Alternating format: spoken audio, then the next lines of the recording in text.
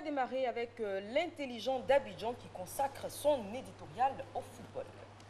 Et c'est la plume de Christian Cambotti qui rappelle que dans l'imagerie collective, eh bien, le sport représente la santé, une fête, un vecteur de fraternité. Le football est un sport planétaire et un phénomène mondial avec plus de 50 milliards de téléspectateurs en audience cumulée pour suivre le mondial. Mais les enjeux sportifs ne sont qu'une infime partie de l'impact du football, puisque s'ajoutent les passions populaires, les répercussions sur l'image des nations et bien sûr le moral des populations.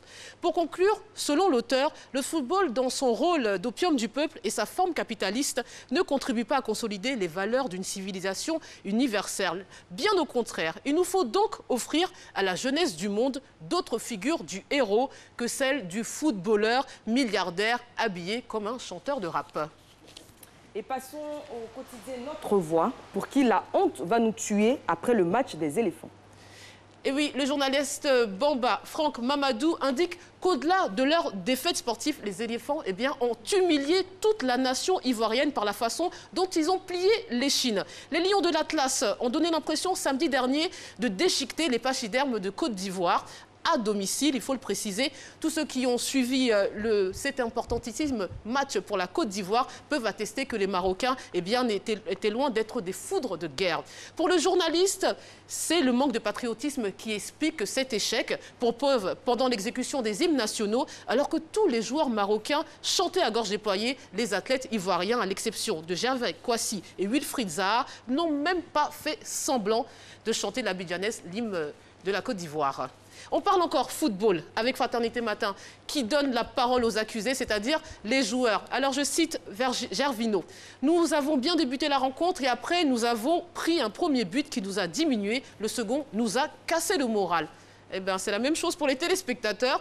Max Gradel qui fait un peu preuve de plus de responsabilité, nous dit « Je n'ai pas grand-chose à dire. J'entends beaucoup de personnes mettre à l'index le coach, mais c'est nous, les joueurs, qui étions sur le terrain. » Et Hervé Renard, l'entraîneur de l'équipe du Maroc, nous dit « Le plan a fonctionné. Nous avons fait ce que nous avions l'habitude de faire, c'est-à-dire jouer et presser l'adversaire pour le forcer à perdre le ballon. » Comme quoi, il faut toujours se méfier de son ex. Et pour finir, le récapitulatif des temps forts de la semaine écoulée en images.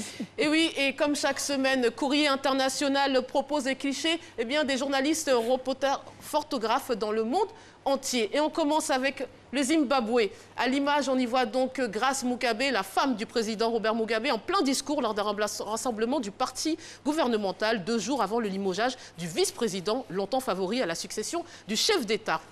On part à Barcelone, en Espagne. Les manifestants demandent la libération de tous les prisonniers politiques. Certains membres du gouvernement catalan destitués ont été mis en détention provisoire après la déclaration d'indépendance du 27 octobre. L'image suivante est troublante et ça se passe au Bangladesh dans un camp de réfugiés. Ce jeune homme, c'est Mohamed, il a 7 ans. Il s'est fait tirer dessus en Birmanie car il fait partie des Rohingyas, la minorité musulmane birmane persécutée au pays d'Aung San Suu Kyi. On poursuit avec les États-Unis, avec l'hommage aux victimes de la fusillade dans une église du Texas.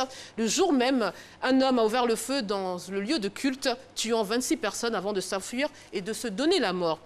Et pour finir, on part à Ramallah, en Cisjordanie. C'était lors des préparations en vue de la célébration du 13e anniversaire de la mort de Yasser Arafat, ancien leader historique de l'Organisation de libération de la Palestine, décédé le 11 novembre 2004.